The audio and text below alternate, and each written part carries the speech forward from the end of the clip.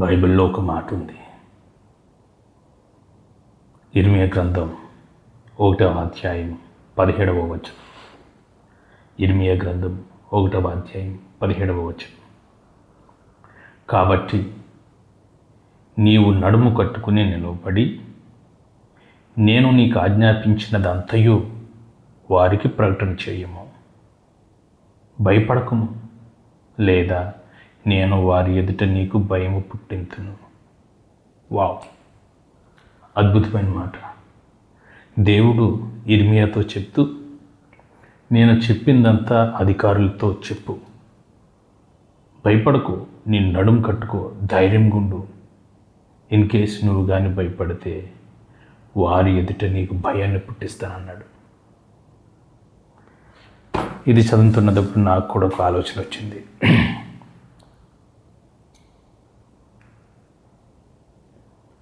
ఎవ్వడికి భయపడకూడదని. భయపడితే దేవుడు భయపెడతాడు. అందుకని ఈరోజు భారతదేశంలో ఉన్న అధికారులకి, గవర్నమెంట్ ఎంప్లాయీస్కి, ప్రభుత్వ నాయకులకి నేను చెప్పేది ఒకటే: సత్యమును దాయొద్దు. సత్యమును దాయొద్దు. సత్యమును దాస్తే పేదవారు అనేక మంది బాధపడవలసిన పరిస్థితి. వారికి సత్యం దొరకక, న్యాయం అందక ఎన్నో ఇబ్బందులు పడవలసిన పరిస్థితి. కనుక దేవుడు చెప్తున్న మాట నేను ఈరోజు మీతో చెప్తున్నా. ఎనీబడి ఇన్ ది వరల్డ్ సత్యమును దాస్తే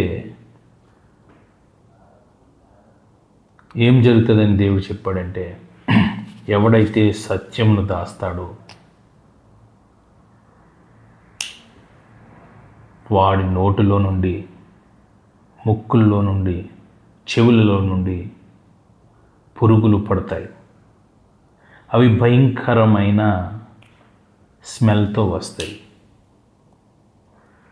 అవి మెదడును తింటూ దగ్గునప్పుడు, తుమ్మినప్పుడు ముక్కుల్లో నుండి,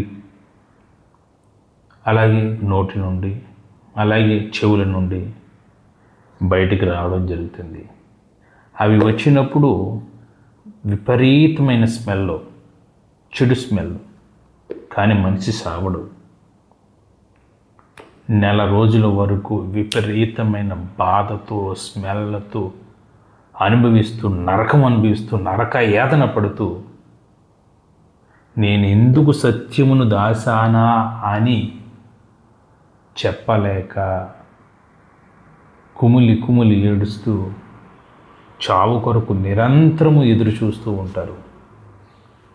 ఇది భారతదేశంలో ఎవరైతే సత్యమును దాస్తారో వారికి సంభవింపబోవే ఒక భయంకరమైన శిక్ష దేవుడి నుంచి రాబోతుంది అని దేవుడు నాకు చెప్పమన్నాడు. అందుకే ఆయన అంటున్నాడు, కాబట్టి నీవు నడుము కట్టుకొని నిలవబడి నేను నీకు ఆజ్ఞాపించినదంతయు వారికి చెప్పు, వారికి ప్రకటన చెయ్యి.